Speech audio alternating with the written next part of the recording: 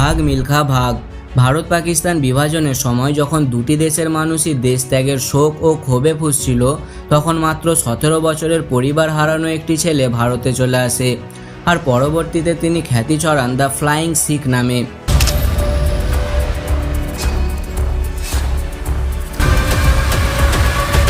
The legend Milkha Singh ইন্ডিয়াকে athlete হিসেবে প্রথম রিপ্রেজেন্ট করেছিলেন ইন্টারন্যাশনাল স্টেজে।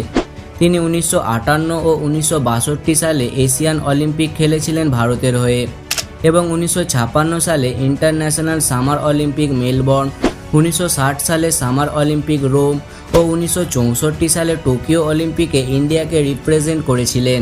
1959 সালে তাকে পদ্মশ্রী অ্যাওয়ার্ডে সম্মানিত করা হয়। তার এই ইন্সপায়ারিং লাইফ স্টোরি শুনলে আমরাও তার থেকে অনেক কিছুই শিখতে পারবো। চলুন আজকে মিলখা সিং থেকে তার ফ্লাইং শিখ হওয়ার জার্নিটি জানা যাক।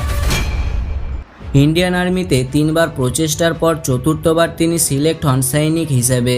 প্রথম থেকে তার একটাই স্বপ্ন ছিল, দেশের হয়ে গোল্ড মেডেল আনার। সারাদিন ডিউটির পর মিলখা রাতে প্র্যাকটিস করত। ব্যাপারটি যখন তার রেজিমেন্টের অফিসারদের নজরে পড়ে, তার এই জুনুন দেখে তাকে দিনে প্র্যাকটিস করার সুযোগ করে দেওয়া হয়। তারপর আর কি, মিলখা সারাদিন অক্লান্ত পরিশ্রম করতে থাকেন তার গোল্ড মেডেলের লক্ষ্যে। তাদের রেজিমেন্টে আগে থেকেই ছিলেন ন্যাশনাল চ্যাম্পিয়ন শের সিং রানা।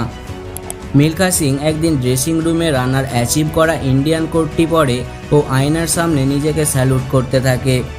রানা ও তার গ্যাং যখন জিনিসটা লক্ষ্য করে, তখন সেই দিন তাকে প্রচুর অপমান এমনকি মারধরও করে। इंडिया का कोट पाना है वो हमें नहीं मिलता। इंडिया का कोट कमाना पड़ता है, मेहनत करनी पड़ती है, दौड़ना पड़ता है उसके लिए। সেদিন থেকে তিনি প্রতিজ্ঞা করেন ইন্ডিয়া কোড জেতার। দিনরাত কঠোর প্র্যাকটিস করতে থাকেন ইন্ডিয়ান কোড জেতার লক্ষ্যে। তার এই প্র্যাকটিস এতটাই হার্ড ছিল যে রানিংয়ের সময় অনেকবার তার মুখ থেকে রক্তও উঠে যেত। বড় কিছু অ্যাচিভ করতে কতটা হার্ডওয়ার্ক করতে হয় তার একটি বড় এক্সাম্পল হলেন মিলখা সিং। তারপর ন্যাশনাল চ্যাম্পিয়নশিপে মিলখা সিং শের সিং রানাকে হারিয়ে জিতে নেন ইন্ডিয়া কোড। এরপর থেকে একটার পর একটা কম্পিটিশানে তিনি জয়লাভ করতে থাকেন ও নতুন নতুন রেকর্ড তিনি নিজের নামে করে নেন। জিরো থেকে হিরো হওয়ার গল্প তো আমরা অনেক শুনেছি, বাট মিলখা সিংয়ের এই সাকসেস স্টোরিটা সবার থেকে একটু আলাদা। মিলখা সিং এবার দিনরাত পাগলের মতো প্র্যাকটিস করতে থাকেন ইন্টারন্যাশনাল চ্যাম্পিয়নশিপের জন্য।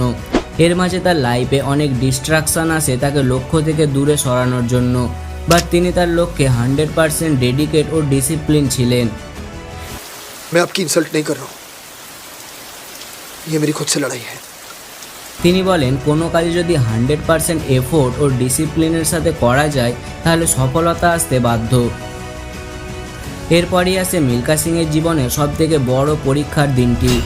পাকিস্তানের লাহোরে আয়োজিত ইন্টারন্যাশনাল 200 মিটার রেসে একদিকে ছিলেন পাকিস্তানের তাবর স্প্রিন্টার আব্দুল খালিদ এবং অন্যদিকে ছিলেন ইন্ডিয়ার সান মিলখা সিং।